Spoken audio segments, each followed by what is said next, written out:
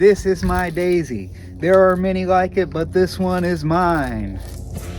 Howdy folks, Luck Rogers coming at you. Welcome to the Daisy Arcade. Now this is a daisy buck that I've put a through body stock onto the piece. I wanted it to look like the 1917 Daisy Defenders. They wanted to make a model that looked like the guns that the service members were using. Back in the old days, they actually came with a fake bayonet. I didn't include that because, oh well. But yeah, it's a hoot to shoot. This one is also kind of my my quick skill daisy. So I've taken off the original sight blade, and so it's got no sights, and I cut off the front. And this one is made to learn how to shoot on the wing, you know, without having to aim and take your time to do that, just so you can get to straight shooting. I've got it set up with a 499 spring and a standard daisy air tube, so like doesn't move that hot. You can see the BB in flight, so you can really kind of make your adjustments and use those like tracer rounds. Back in the day, they would throw up these aluminum discs, they'd plug them in the air, and then you know, that was the idea. But these same servicemen, apparently, I've heard tale that they could throw up an aspirin and blast it out of the air, a little poof. And then from these same guys, I heard that they could throw a single BB up in the air and hit it with another BB. That is the kind of thing that you can develop when you got a lot of time on your hands and somebody to throw the stuff for you.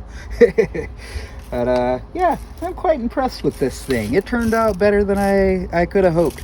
My cousin brought me this piece, this old wooden frame. And he was like, can you fit a daisy in there? And I was like, well, maybe, but I'm gonna destroy it if I do. So I decided to just kind of take the measurements of it and then try and apply it to a daisy. This is kind of my monument to all the service members that were sent into jungle combat with wooden guns that would warp and become useless in the field.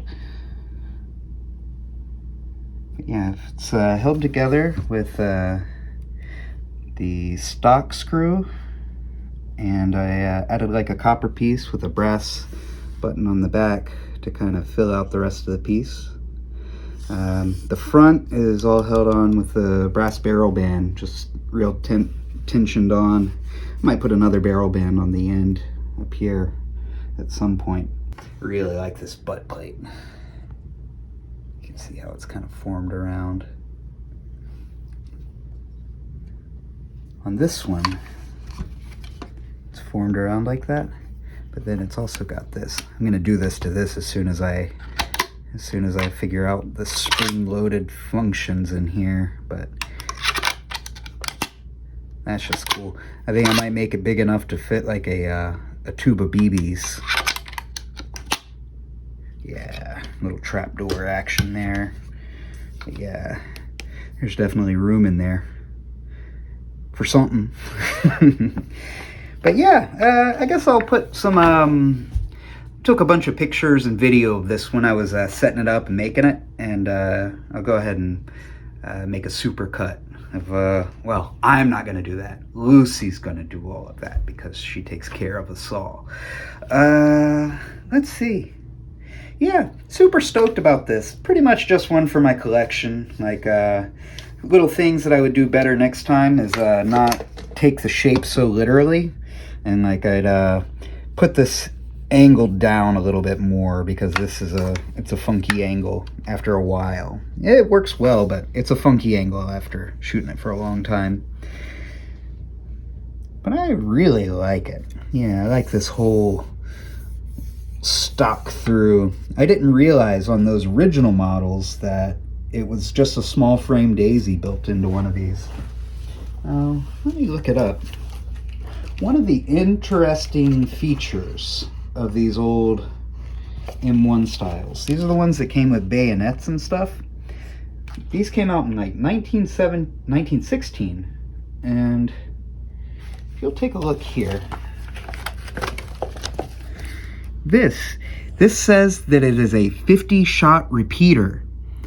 And this is a screw-in cap. it looks like this is like the Model 25 shot tube before the Model 25 existed, I think. But it's just kind of interesting that they came out with these kind of features way back in the day and didn't continue them.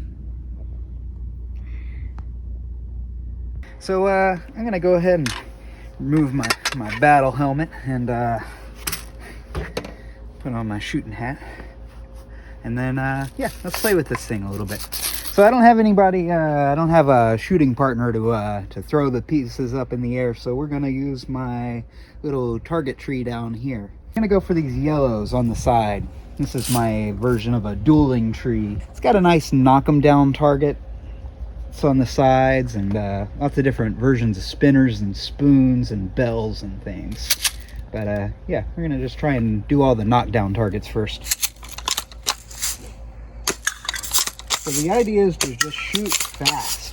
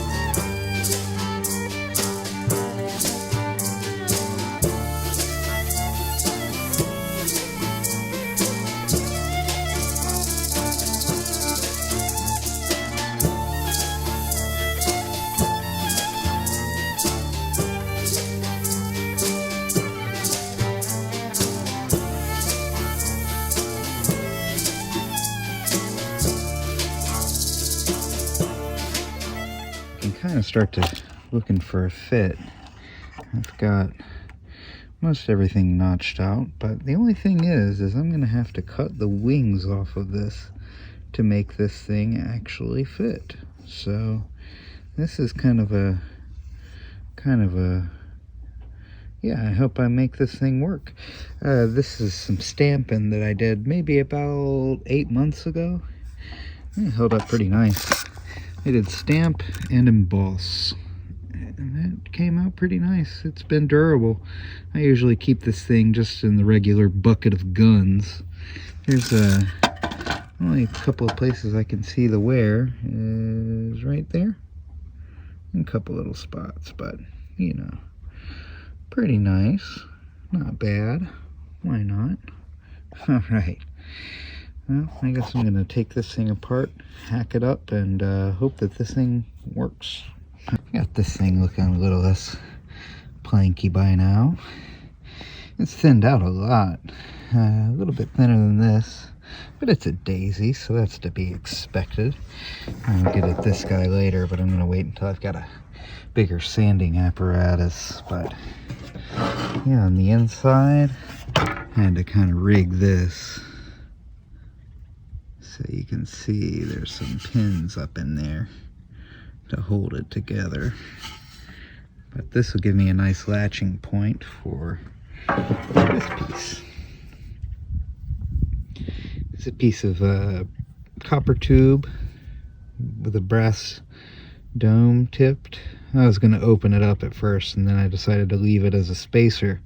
Then I tried to install it, and it all mushroomed. So now I put a bunch of crimps in it, and then I soldered a penny down in there, so I can so it'll hold some tension. Re-engineered. But yeah, that'll go in there. Here's another cool piece of the assembly. So to not go through and carve into this for this screw and to make clearance, so I'm gonna take this, I'm gonna drill it, and then I'm gonna take this brass tube Yeah, I'm gonna rivet this trigger assembly into place, but before I do that, I'm gonna take this out and I'm gonna replace it with a Red Ryder version so there's no back blade. And then I'm gonna saw this one off. All right, here's the dry assembly. I'm gonna black this and polish the end. And then I'm gonna have a barrel band up here to hold the other side. I figure, hell, if I break this, it's no worries. It's just about 20 bucks down the line and about 3 days of fiddling. But hopefully it's none of the pretty that breaks and it's something else. I'm gonna cut this sight blade off now. Hopefully.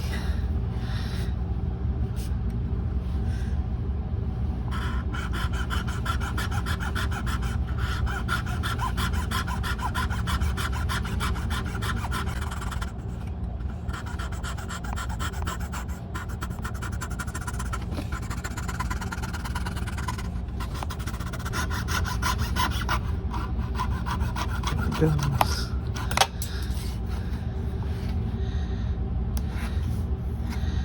Well, I guess I shouldn't cut quite so close because I left a big old hole in there. Oh well. I think I've already expired the warranty on this thing, so I guess that'll do it. Alright folks, if you like the line of fire I'm laying down, then hit that like button, plink that subscribe, and share it with your friends. And yeah, have fun.